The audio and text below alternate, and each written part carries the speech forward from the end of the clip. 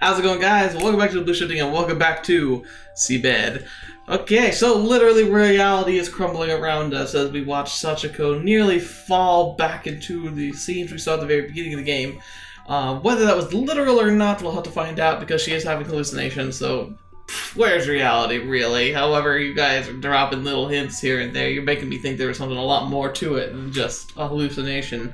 I'm actually going to jump right into the comment for today by Jake. He says, great episode, can't say much, can't really say much. It's getting tricky territory, there's so much happening. Have to be careful about spoilers, but time to enjoyable to watch. I understand. I'm sorry. But he's I'm looking forward to all the future ways to go with the rephrase reality unraveling. Yeah, I know, right? Better get my freaking thesaurus out and just get ready for it. I'll I'm sure. I think I'm having the same problem with Muffled now, where I keep having to make it sound like terrible things are happening because terrible things keep happening. It's just a nightmare, but we'll get through it, right? We'll figure it out. Anyway. So, we've gone to the springs with Nanae, Sachiko. I'm sure it's going to get real steamy, because it's, I don't know, it's been leading up this way for a while now. We're going to a onsens, and, you know, at least in all the media, it's like, this is where all the action will happen, but... I wonder. I imagine that's not really a place that would be considered romantic unless you're there by yourself with somebody else. Because isn't it usually like a public place? It's like, I don't know. It'd be like trying to hook up with somebody in a bathroom or something. It'd just be like, I mean, could you make it romantic? Sure, but if there's other people around, it might be a little hard. Ugh, they're gross. Luckily, though, bathhouse is a lot more pleasant a place than a bathroom, but. Just thinking off the top of my head. Alright, so I think we're just going to dive right into it, because I don't think there's much to be able to say about last episode besides the fall into reality, which really caught my attention. Other than that, there wasn't a whole lot of note that happened, except for just noticing some oddities about the construction of the building where Sachiko's staying, you know, the hotel/sanatorium. Alright, so the hot springs had a simple dressing room. There were 2 sinks with hairdryer next to each. As I found the hanger and hung my coat on it, Nanae held me to towel. I read hanger, I thought airplane hanger. I don't know why, that's why I stopped at one. I was like, the hanger? Because I've noticed there are like little touches here or there where a word seems to be like not quite the right word, but that was just me being dumb. You can use this to wash yourself. Thanks. I took it off her hands. You can soak it in the water if you want, but Auntie might get angry if you do. I know how this works. It's okay. I don't. Someday, I want to go to a bathhouse. I'm sure to see the begrudging and ill favor of everybody there, because no one wants to see this at a bathhouse. But I want to be at said bathhouse at some point in time, so I gotta have the experience, right? Like, and I want to go to like an authentic one. I don't want to go to some like touristy trap one. You know, I want to, like, if I go to Japan, I want to see Japan, like, the real Japan. Like, I'm sure I'll love everything in Tokyo and all of that, and there's a lot of real Japan in Tokyo, but, like, I really, really want to go to the countryside and go and explore in the places where, like, most people who come to visit Japan probably never go to.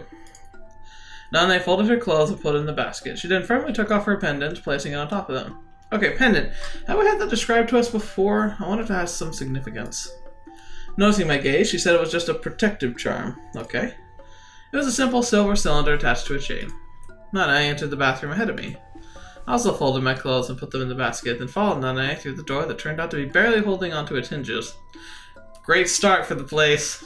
2 stars, the door's falling off. There were 3 baths in total, all surrounded by rocks and located at different levels of elevation, reminding me of terraced paddy fields.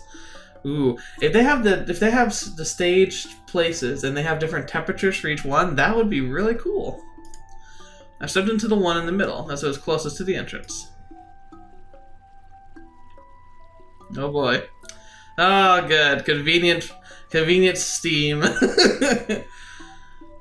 Okay, who's talking here? Nanae or Sachiko? I don't know. Hello, convenient steam. Whew. My limbs, having grown cold without me even realizing, gradually began to warm up in the hot water. Oh, I didn't think there'd be any more left. Nanae scooped up a small yellow leaf between her thumb and index finger. I could see countless tiny stars sparkling the transparent surface of the water. Okay, I have another question. Who's taking care of this place? Like, is there staff here? How do they keep the water clean? I mean, there must be. The branches of surrounding trees extend above the hot springs. Because leaves are terrible for pools, I'll tell you that. Well, not in nature, but for baths and stuff, yeah. It sure warms you up. If you prefer something hotter, you can... Oh, it sure warms you up. If you prefer something hotter, you can try the bath one step higher. It is different temperatures. Okay, that's cool. The one thing I can think of, like, physics-wise, how that works, is something I've noticed, like, between showers and baths, just growing up. If you turn on the bath water and you get it to a decent temperature, but then if you, like, pull, like, the widget, or whatever you call it, the plunger... I don't know, that just seems wrong, too. But you pull like whatever that valve is in the base of the tub and make it go into a shower. The water coming out of the shower, once it hits you, if you're laying on the tub, is cooler, and that's just because the water surface area is hitting the air and it's transmitting a lot of that heat. So I've always wondered if these falling terraces simply use that, like they have like a waterfall feature or something, and that simply is cooling the water by letting it fall through the air. It looks gorgeous, but it's also functional. Anyway. Boom, boom, boom. What's the fire? It's closer to the source. Oh, that's the other reason, too. Closer to the source. It cools gradually as it goes away. Gosh darn it. Didn't have to make it all complicated with my air surface area full of this stuff. I'm fine right here. The hot spring at the top seemed to be a simple one as well. Its water's translucent and odorless.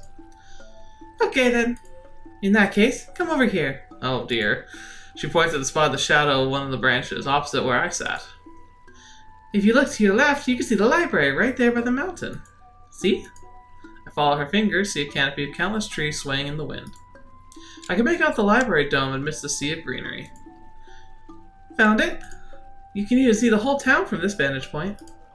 The pale mountains in the distance almost melted into the boundless blue of the sky. I can make out the contours of a small port town at the foot of the slope. That's quite a view. That sounds really cool, actually. Also, one of those things where it's like, do you worry about peeping toms? I mean, imagine that's probably a problem at one point or another. Almost no one knows about this spot. I could pretty much have it all for myself. The hot springs here are also the rare carbonated kind. Ooh, that's really cool! I had no idea carbonated water actually is a naturally occurring thing. Like, the science behind it's really fascinating, but ultimately, like the idea of carbonation, like, it's not just like something that someone came up with artificially, it's something that was found in nature. As a matter of fact, dating back into, like, the Middle Ages, like, a lot of people ascribed that clean spring water had healing properties, and that clean carbonated spring water was freaking, like, miracle juice. I mean, obviously it wasn't. I mean, it kind of was in the way, though, because, I mean, having clean water is kind of a rarity back when you don't have, like, a lot of those, like, cleaning, like, solutions that we have now. And so being able to drink cold but clean water was super rare.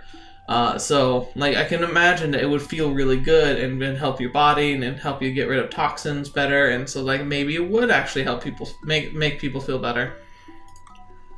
Apparently, they loosen your blood vessels and help with high blood pressure, heart disease, and other circulatory problems. I actually think they might. I don't know if it's going to be a miracle cure, but, I mean, it's very possible. I don't know. Look, you can even see the bubbles near your skin. Nanae stroked her arm, causing little bubbles around it to burst. You really know everything about this area. Well, of course I do. I've lived here my whole life. You're like the witch of the forest. Yeah, I might be a witch, but I'm not all crone. I'm as old as I look. So you're a wicked witch then? No, I'm a good witch, like Samantha. Are you sure you're not older than you look?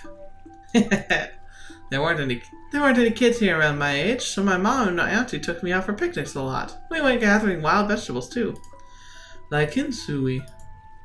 Yep. You'd be just as knowledgeable about plants and birds if you lived here. I wonder about that. Your surroundings naturally steep into you before you know it. It's so true. I never took the time to actually learn anything about Idaho where I grew up. It's freaking boring, but yeah, here I can spout so many facts to you about it, just I picked up it over time.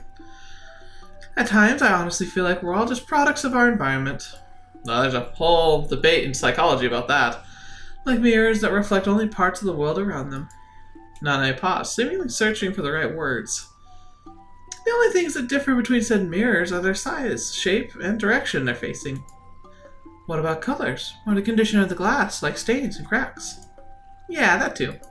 And so, you're only a warped reflection of your surroundings and the people around you. Maybe that's true. I wonder what the shape of your mirror is. Sounds like a interesting line. I'm sure the shape is like this mountain, or the forest, or my mansion.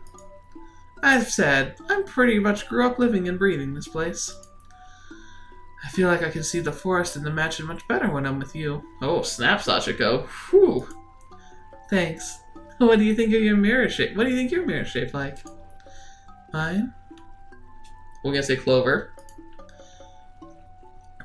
I guess it's hard to figure out something like that by yourself, Nanae asked as I fell silent. A small red star danced through the air and landed on Nanae's head.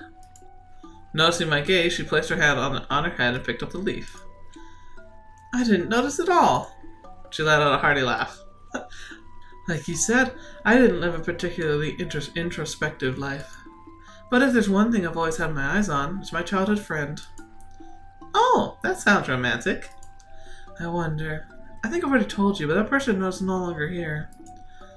I'm not sure how to put it, but I'm still jealous in a sense. Jeez Louise. They are not even being coy at all. Good grief. I mean, kudos to you if you could be this forward when you were talking to someone you were interested in potentially, but seriously, I was okay at asking people out on dates. I was okay at being friendly and like, conversational, but I don't know if I could just blatantly walk up to someone. Of course, when you're sitting in a bathhouse naked together, maybe it's a little easier to be uninhibited. I wish I could have met your friend. Another leaf landed on Nanae's head. You know, I just realized something. What? Why didn't you bring a flashlight to that tunnel? I thought it'd be more fun that way. Should have known. Yeah. It's a pretty clever tactic. Okay. Whew, that sure was nice. Let's hurry home. Oh, that's Nanae. Let's hurry home before we catch a cold. Nanae stepped out of the dressing room while I was gazing at the big maple tree. Wrong way. Not wrong way. Nanae stopped me just as I started in the direction we'd come from. Let's go back through a different route. Uh-oh. She began walking in the opposite direction. I followed her. Okay. Is this where we're gonna get to shenanigans? This alternate route down the mountain had a small safety fence, but I wasn't sure how helpful that would be once you actually tripped. Oh, okay, so this is their dress and everything. Okay, that's good. I looked over the fence and, through some branches, saw a glimpse of the mansion's roof in the distance. Nanae took out a green candy from her sleeve and popped it in her mouth. Here. She offered me a red candy. I'm fine. Okay then. Nanae put the red candy into her mouth. I heard her bite through it. You like candies? Yeah, I guess. Who doesn't like candy? You had someone with you when we went to the waterfall, too. Yeah, I get hungry easily. You're hungry? This is my emergency fuel. Think of it as coals for the steam engine. Are your teeth okay? Yeah, need a dentist? I've never been to a dentist in my life. What? That's, I guess my parents didn't love me very much. Aww. Do you mean that story about the oral bacteria transmitted by the mother causing bad teeth? I never believed that. I don't know about that, but it's true my mother didn't pay much attention to me when I was little. Interesting. So, this is going to be a weird topic that we're bringing up here. My goodness. Okay, so, I've never had a cavity in my entire life.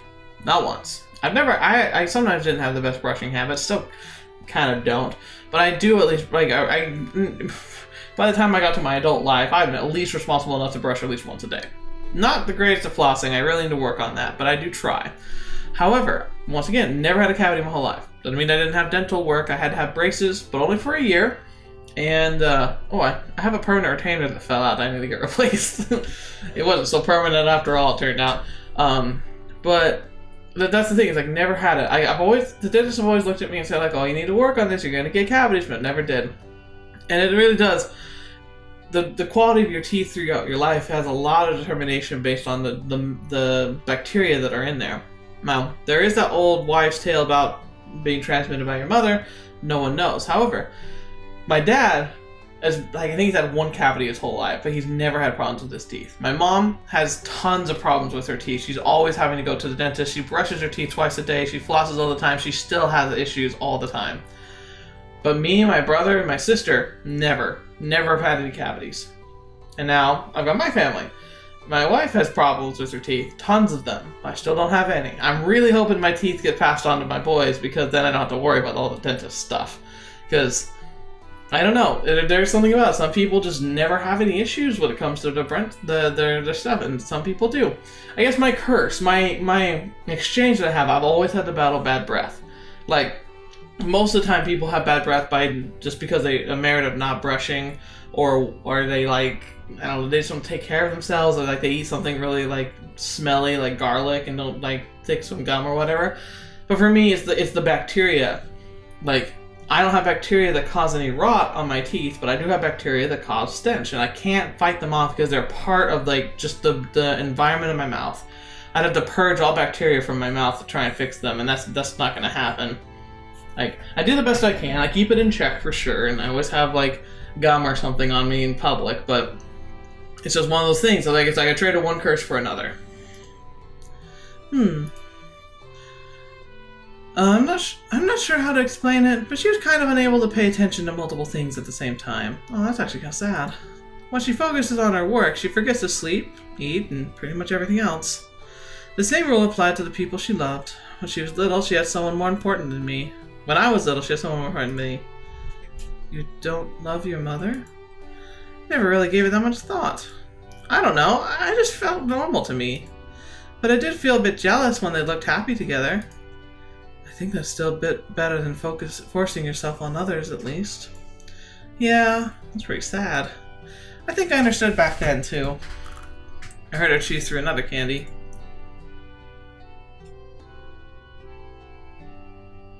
Wait a second. Nanae leaned over the fence to the right and plucked out some plant.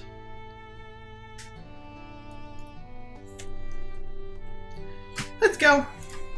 What was that? Here. She showed me a long stem with many small leaves on it. Oh, a shepherd's purse. Yep, found it right away. Luck seems to be with us today. She put it in the basket she carried. She took it from the dressing room of the bathhouse. And with that, we continued down the road. Can you find any other vegetables here? Dropworts and henbits grow here in droves. If you see something that looks edible, tell me. I'll give them a look so we don't poison ourselves. That's not good. Okay. Literally foraging on their way home. We came onto a wide, even road and it grew brighter. The trees thinned out. By the time the scale roof of the mansion disappeared from view, our basket had been filled to the brim with not only dropworts and henbits, but shiitake and oyster mushrooms as well. That'd be kind of cool to be able to just pick wild mushrooms that like you could eat. That's cool. Awesome. We certainly managed to pick a lot. I didn't have high hopes, but I guess you could still find them if you look hard enough. Did you just admit it was too early in the season for them? Come on, all's well that ends well, you know. We came by a stone irrigation channel, a sign we were getting closer to home. Spotted a familiar vegetable near my feet right under the leaves. Isn't that butterbur? Oh, it totally is, but it's still pretty small. Can't we eat it? It's not a good idea to eat them when they're this small. Gotta be patient until it grows bigger over the winter.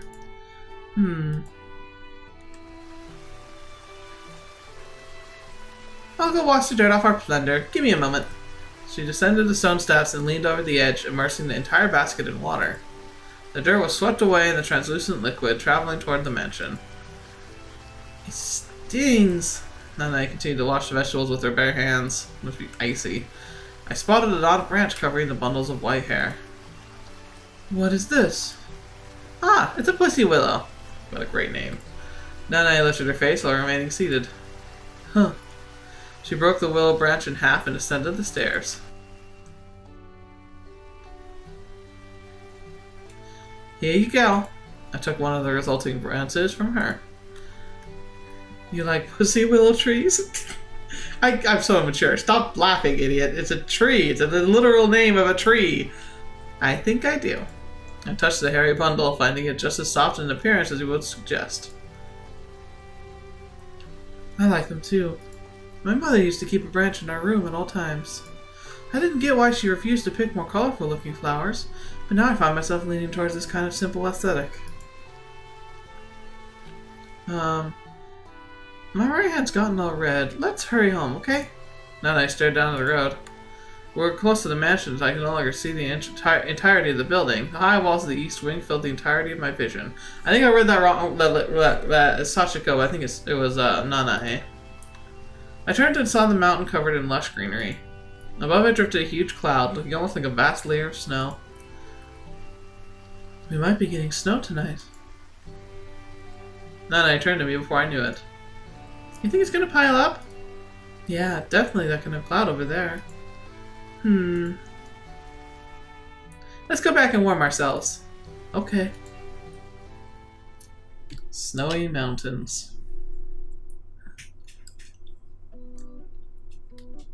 Okay.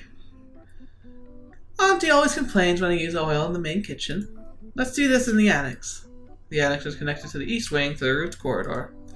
While the main east wing was built out of plaster and bricks, the annex was more like a traditional Japanese building. Okay, there we go. This is probably where, like, those little things I would notice I felt like were more Japanese than Western. This is probably the part of the building that's like that. Nanae unlocked the door and slid the partition wide window open.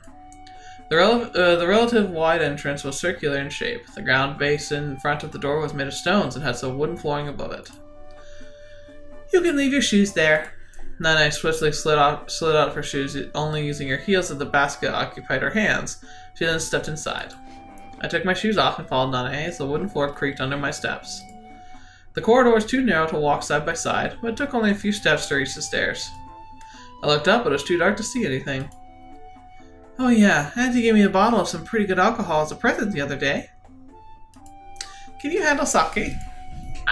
Nope. I don't drink. I don't think I would probably not be able to handle it either. Yes. Nanae slid open the partition door on the opposite end of the stairs. Go ahead. I entered the room. Nanae followed close behind me, but quickly disappeared behind another half partition. Have a seat and relax. The room was about 15 square meters in terms of size, and the window gave me a view of bamboo forest and some red wildflowers that could have been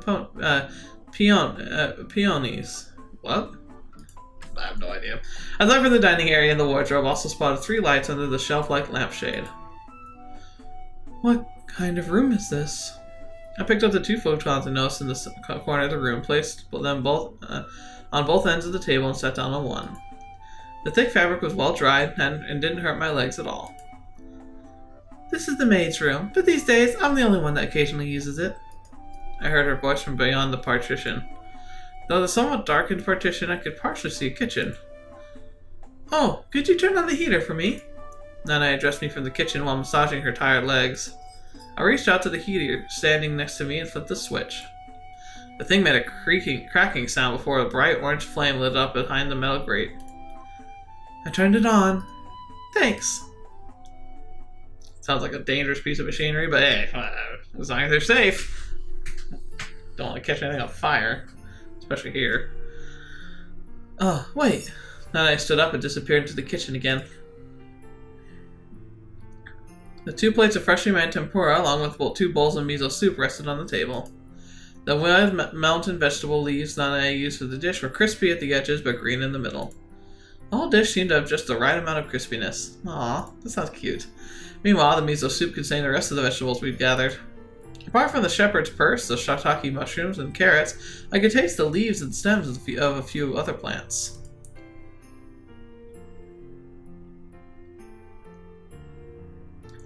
Sorry for making you wait. Nanae appeared from the kitchen holding a bottle. Oh, here's the sake.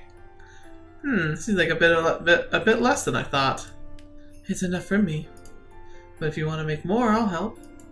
Nah, we still have dinner ahead of us, so I'll use the rest of the vegetables for that. Here you go. She filled the transparent glass with sake and handed it to me.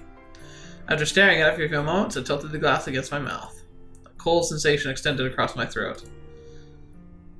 It's like water. Tasty and easy to drink, right? That's a dangerous thing for an alcoholic drink to be. It's my favorite brand from Yamagata. So here's another thing. So I don't drink for various reasons, but predominantly it's mostly because I like being. I don't know. Intoxicated people seem funny to me, but I just don't want that to be me. Does that make sense? It's weird, but it's just who I am. I've also, every time I've tasted any alcoholic drinks, it tasted awful. But I purposely stayed away from ones that I know would probably drink like a maniac. Anything that would be fruity. Like, my dad always made this one where he would mix something in, some kind of shot, maybe a vodka shot with like orange juice. And I know that would be dangerous for me, because I could pound a glass of juice like it's nothing. Put in a little alcohol in it, and if I don't notice it for whatever reason, it could be absolutely dangerous for me. But yeah, no, I just figure I'll just stay away from it. There's plenty of other stuff I like to drink anyway. Plus, I like root beer, which most people don't like, but that stuff's freaking good. Nanae took a sip from her own glass after taking a bite of shiitake tempura. Meanwhile, I gulped down the remainder of my drink. Want some more? Nanae raised the bottle and she saw saw my empty glass. Like that's definitely the wrong order. She saw me empty my glass. Oh no, that's the right order. Dang it! It just didn't make sense in my head.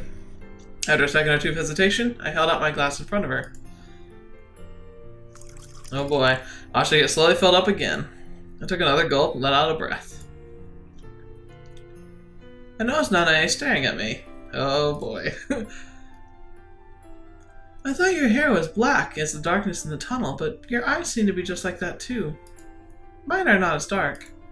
I really like black eyes, you know. And black hair. Jeez. Once again, the coyness isn't here at all. There's nothing shy about this flirting. There's no shortage of that in Japan. Nanae placed her crossed arms on the table, leaning against it. Her face drew closer to mine as a result. Jeez. See, that's the thing. She just needed a few shots of courage right here, huh? When I go overseas, I see lots and lots of different eyes. Light blues, emerald, ruby. I think they're all nice. And I even feel jealous at times. But colorful things all depend on the mood, don't you think? Like blue eyes can often look somewhat creepy when they sparkle in the sun. Stuff like that. Uh-oh. So in the end, I feel like black is actually the best color. It doesn't stand out, but it's stable, and you don't need to worry about scaring people with it. Uh-oh. Now, 2 drinks doesn't seem like enough to make you go, well, I guess sake is notorious for being pretty pure. I hope she didn't poison us. That'd be really dark. I tried concentrating my gaze on Nanae's eyes, but realized I couldn't. Like, imagine you're feeling down, then someone with colorful eyes like that stares at you. Wouldn't you feel a little anxious? I'm not sure. I wonder if it's because my eyes are not dark enough. Nanae straightened her posture and filled up another glass of drink. I felt like the lights were blinking in the room. Or was it just me blinking in slow motion? Probably that. Is it okay if I close my eyes for a little? Sure. Are you sleepy? Want to return to your room? I'm fine. I just want to close my eyes for a bit. Okay. I leaned against the bed behind my back and rested my head against it. Its cool wooden texture felt as though it was whisking away my consciousness. Soon enough I couldn't feel anything. Aw, well, I guess that's not really what Nanae was probably hoping for, but, well. Oh, another memory, looks like. I could hear the cry of cicadas around me. Yeah, I know, everywhere. The hot, humid air felt heavy on my skin. A row of large trees extended in front of me.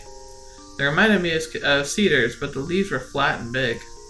There was a green fence behind them, and beyond that fence there was a wide, deep ditch. I couldn't see the bottom from here, but I could tell there was a river, roughly 5 meters deep, running through it. The park area was shaped like a shortcake, situated between the ditch and the road. Said road had a side connecting to the jungle gym, the swing sets and the swings, and a half tire buried in the ground in a sandbox. I wonder if this is another dream. I took a deep breath, letting the familiar sense of soil fill my nostrils. I looked up to see the sky covered in white mist that made the sunlight appear to pale hue of pink and yellow depending on the location. She's like a conscious in this dream. Oh my goodness, she's actually seeing herself. Two children suddenly rushed by my feet. A girl with a ponytail and another one with long, straight black hair.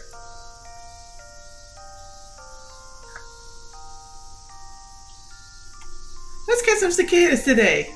They're the ones that get the most. The one that gets the most wins. Oh, cicadas are gross, though. Ugh. No thanks. I'd rather play with my doll. The pigtail girl was holding hands with the black-haired one while also carrying an insect nest. Meanwhile, the black-haired girl was holding a doll in her free hand. You can borrow my net. Here. I don't like bugs. It's easy. Look, there's a cicada right there. I'll show you how this works. The young Sachiko pulled me by the hand to the larger tree. Aww, that's really cute.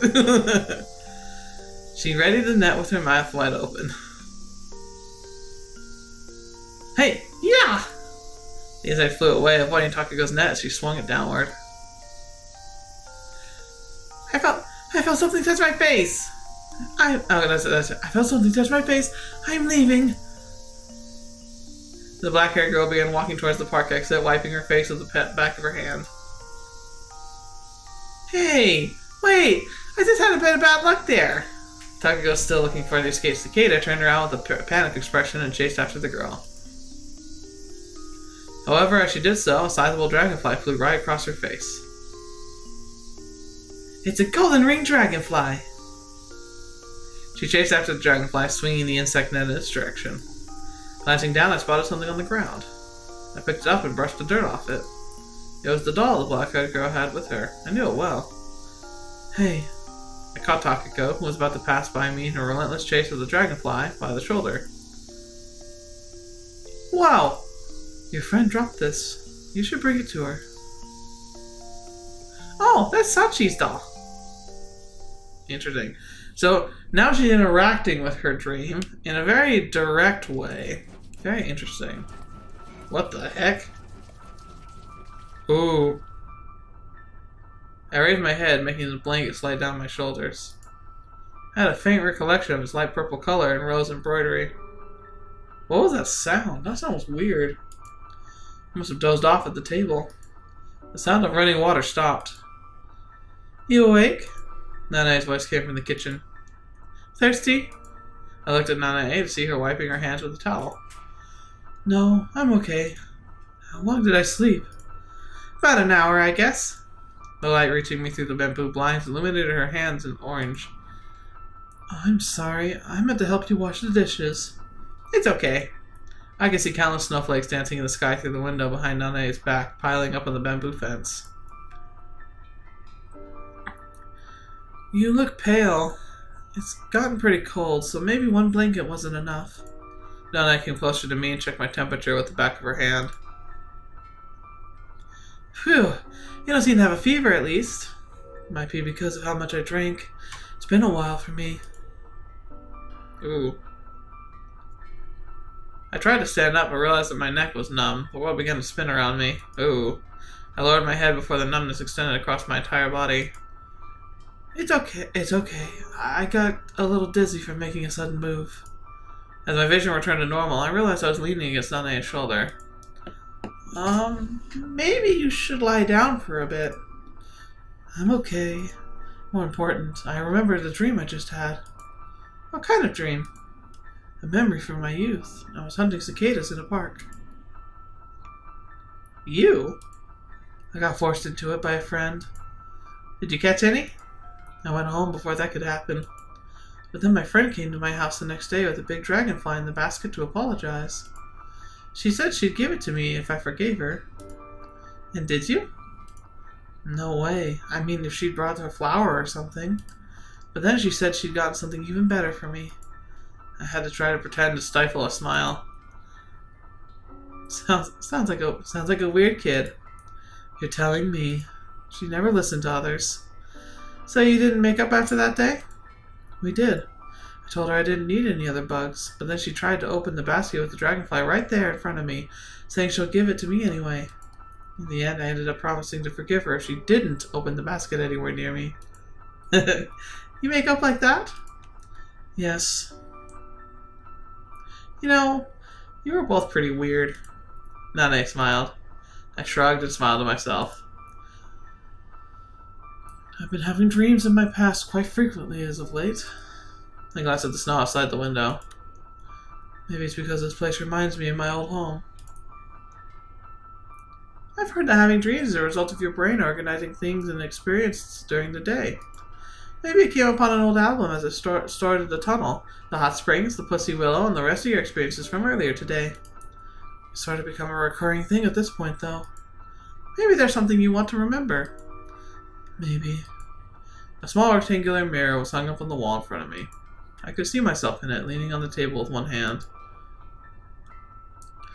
Was the insect girl from your dream the same one that went with you to Italy?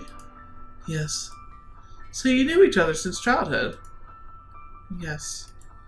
I wish I had a friend like that. You didn't? Barely any kids live in the middle of nowhere place like this. Even in my class at school, there were only a handful of kids my age. And they all moved away as soon as they graduated, too. Apparently it's too boring here. And not a single one of them ever came back? Nope. Must be a lot of fun living in the city. I don't know. I imagine most of them have become too busy to even consider things like that. Although it depends on the person, of course. Well, I might have said I wish for a friend like that, but it doesn't mean I'm lonely out here. I never had a soulmate like you, so this is pretty much the norm for me. Excuse me. I see. Besides, I can enjoy nature to my heart's content. I'm not bored. Nanae picked up the cup of cold tea from the table and gulped it down. Yeah, I wouldn't say it's boring here either. I'm having lots of fun too. You're going back to Tokyo in a few days, right? Any plans once you arrive? I still have 1 day's worth of vacation time left, so I'll do some cleaning, then head to work the next day. How about extending your stay here? She looked at me with a teacup still in her hand. Man, it'd be tempting. We kind of, like, I don't know. Would it be good for Sachiko to just kind of abandon her old life? Sell off her company and come live up here? Why not try working here with me? Auntie would look after us both like a real mother. I can guarantee that. But I don't know anything about your job. It's no big deal. We don't have any guests anyway. You could only help with cleaning at first, and that'd be enough. The butterberry you found is in season to eat in a couple of weeks. I'd love to make you something with it. And in the spring, there's an entire forest will be in bloom. You have no idea how amazing the road and the hot springs looks during that time of the year. I guess I should bring a lunchbox with me then. There's another road down the mountain that goes right through the blooming trees. We could have lunch in the field by the river. I glanced at the calendar hanging next to the mirror. It all sounds very appealing, but I'm afraid I can't do that. I like my current job, and we're the ones who established that office to begin with. I see. I hear footsteps in the corridor. I think you're having those dreams because of your old girlfriend. You're feeling lonely on your own and want to return to the past. Perhaps. I don't think I've ever had dreams of my past, but I see lucid dreams a lot. Have you seen any? I shook my head. Well, they're mostly like regular dreams, except you retain your full consciousness. You can basically do whatever you want in them. Can you tell me about any specific examples? Yeah? Oh, jeez. Oh, jeez. Okay, calm down, girl. Nanae staggered to her feet and slowly lowered herself onto me. Holy crap. Hang on. Okay. Gonna put a pause in here real quick. I'm gonna say that I like Nanae, but A, she's acting a little crazy right now, and B, I mean, she just saw Sachiko being kind of weak. I feel like she's like taking advantage of the situation, but she's also at the same time probably really desperate to leave an impression because she's terrified of losing someone she feels very strongly for now. So I can kind of understand it. But there's gotta be some consensualness in here, or else I will not approve. I ended up being pinned under her on the ground. Because like this is one of those situations that can seem sexy, but only if it's something you really want to have happen. Oh boy. Yeah. Okay, Nanae. You're quickly taking a detour to freaking yandere territory. I don't know if you're being a bit thick or if you're just pretending, so I'll say it outright. I think I'm in love with you. Nanae's face is right in front of me. Though her eyes seem to be having trouble focusing on anything. Oh, she's probably drank too much too. Are you drunk? I am. Enough to blame this on alcohol. Ooh! Nope. I am noping out this. I liked you, Nanae, but you've lost just 100 points right there. A small sigh escapes through her teeth. I think we're a good match. As a couple, I mean. Oh. You're pretty stubborn, and don't let others push you around. And those around you don't mind that part of you at all. I mean, this is in a positive way. It's because you have a strong character. But at the same time, one could also call you selfish. Your set of values is so rigid, others usually have to concede and go along with you. And I'm good at that. Except for now! I don't get it. What didn't you get? That you're stubborn? Or that I'm good at going along with others? The reasons why you think we're a good match. Nanae smiled happily. That's what's good about you. What I like about you. By the way, do you remember that man I was talking to in the yard the other day? Oh no. He's been doing that job for over 10 years now. I guess you could call him a tax collector of sorts, although we only pay him our fuel and light expenses. Anyway, he's part of the countryside infrastructure. It's apparently a very stable and secure job too. He makes his rounds every day, visiting the same houses, collecting the same amount of money. I once asked him if there was any fun doing the same thing over and over again. It was more of a comment than a question on my part. I asked him if he travels overseas for a change of pace or whatnot, but he told me he didn't have a passport. Never had one. And that his job wasn't really all that boring to him. Over a decade, he gradually learned how to drive from one house to another more efficiently, how to talk to customers, and so on.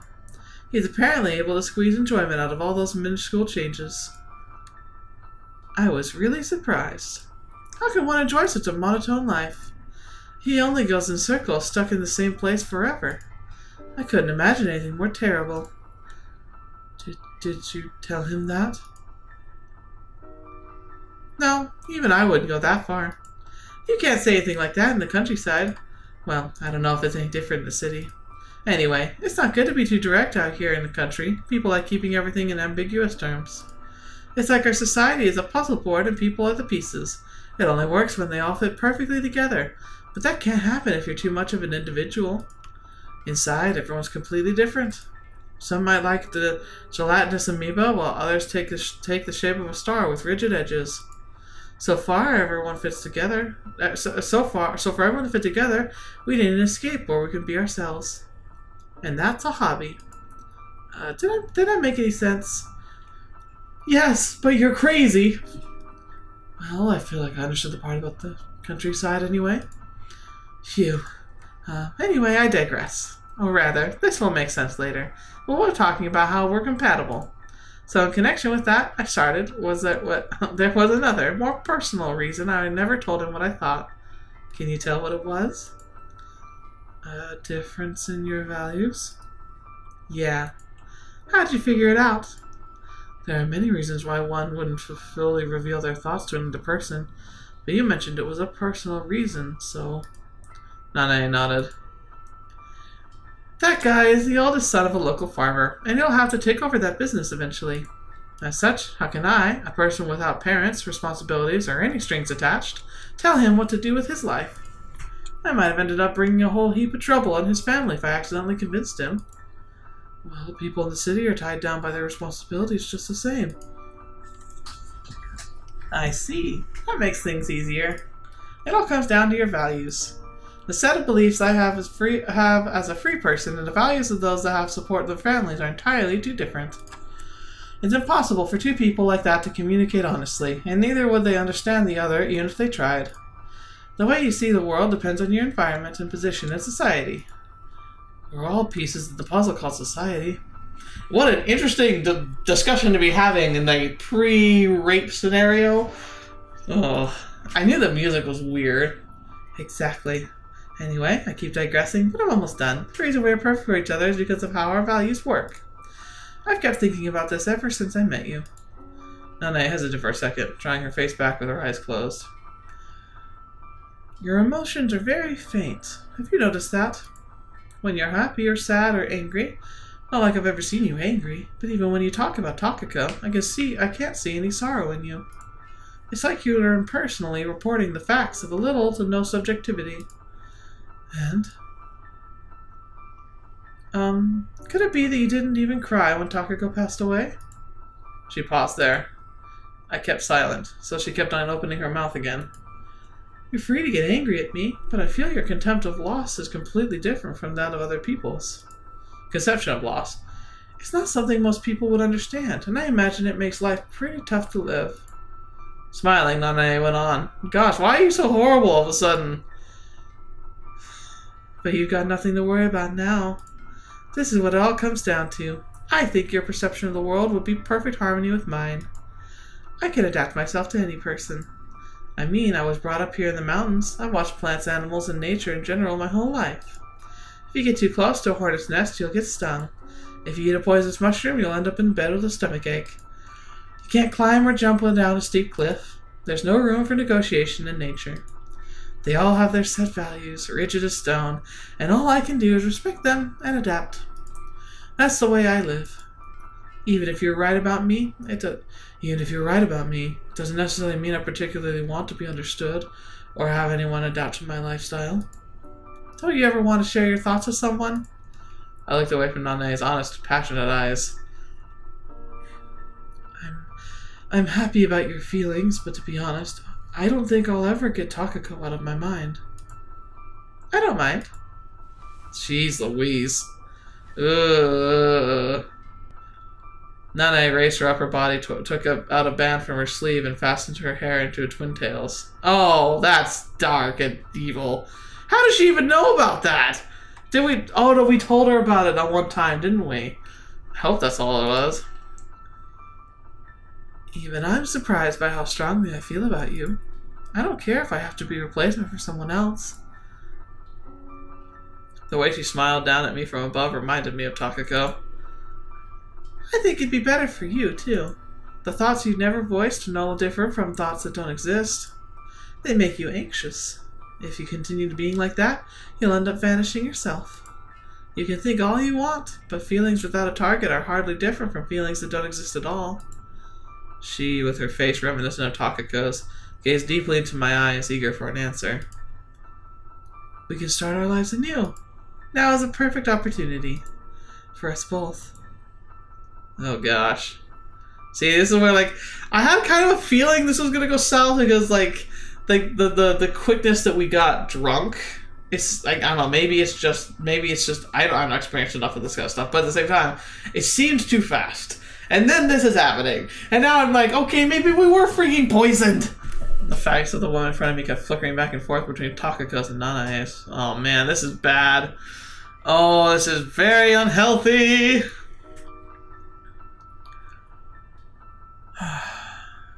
In that case, feelings can exist as long as they're conveyed properly, right? I felt like I heard someone's voice. It sounded like Narasaki's. Right, I was thinking of asking Nanae about Narasaki back when I met her in the front of the back door. However, this is definitely not the time to ask. Uh-oh, I leaned against my elbows and sat up, forcing Nanae to get off me. I'll think about it. I see. Nanae fell silent and looked away for a moment, as though thinking about something. Okay. Think about it. I still feel kind of drunk. I think I'll go outside to cool down a little. Alright.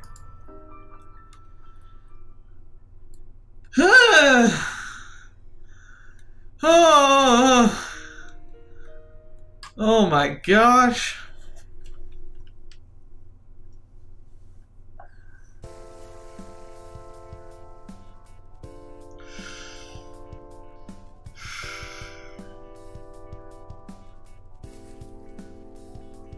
Yeah, this isn't good.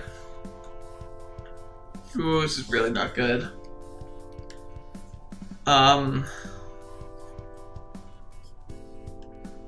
You know, it's funny because I literally went from a like, wouldn't it be nice if she could live out here to be a, oh gosh, get away from her. This is the psychopath we're talking about. There's so much that is not healthy about this potential relationship that Nanae sees herself in with Sachiko. It's so bad. Like, actively trying to enhance her physical, like, similarities to the former girlfriend and being a replacement. That's so wrong. Oh my gosh. Darn it, Nanae, you were my favorite character in the series so far, and now you're absolutely the worst. Oh man. What do you even do in a situation like that? Oh my gosh. Just run. You run for the hills, man. If I were Sachiko, I'd pack up and leave in the middle of the night. Like, I'd be gone. Oh my gosh.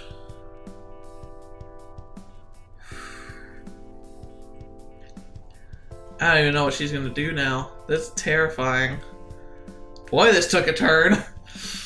But, yeah, we'll have to figure out what the heck's going on, because this is freaking ridiculous. I'm glad that nothing actually happened, though it certainly felt like it was close to it.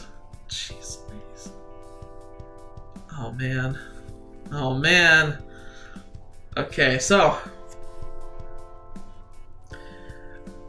I got all my theorizing. It's a bit tucked away now. Now we need to find out how we can get past psychotic Nanae. Oh, man. Whoa, my heart was pounding. I was freaking out, and I knew, like, if something felt kind of off about their interactions, like when we got up to the little room where she was cooking for her and getting the sake out, and then the music kicked in, like after the nap, and that was something else. Like, that music was off. Like, I had a feeling that something was gonna happen, but I didn't see that coming at all. Oh man. And that's the worst thing about it. Like, Nanae clearly is a smart person. She's clearly smart. And she made sure to pull out the sake and made sure to drink a little bit. Enough that she could use she said herself, like, enough that she could blame it on the alcohol. She obviously wasn't intoxicated enough. She was obviously thinking clearly. She was just letting her inhibitions go. She was not holding back anymore. And that's dangerous.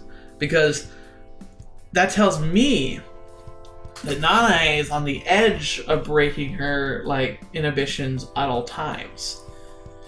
Like, because she drank some alcohol to give herself an excuse to break them. But that entails that she wasn't actually under the influence of alcohol to break them. She just uses that. And so that tells me that she's on the, like, right on the edge. Like, it's the same thing with people who, like, have anger issues or violence issues. It's like, a lot of times those people are constantly on the edge of that. They just are kind of like waiting for a good excuse to start, like, rolling the fists out. Oh, that's really scary. I hope Sachiko's gonna be okay. She's not in a frame of mind to be dealing with something like this. She's barely she's barely able to keep her own sanity together, and then to be faced with that type of situation, like, how, like, it's like, I'm surprised she kept her cool so well. But I don't know. Anyway, thanks for joining me today. That was intense. I'm interested to see, like, how you guys think of my reaction to all that. Ooh, I didn't like it.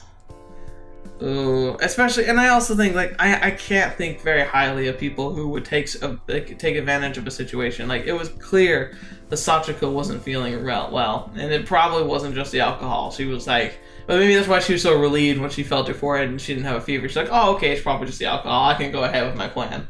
Stupid. Gosh darn it. I hate it when I'm betrayed by the characters I like. Ah, this sucks. Anyway, Thank you guys for being here today. I look forward to hearing your comments. I look forward to figuring out what the heck we do next week. Sachiko, come on, we gotta figure out what's gonna happen. So, I don't know, we'll just think about it, and until the next video or watch with me or whatever you see me in next, I'll see you there.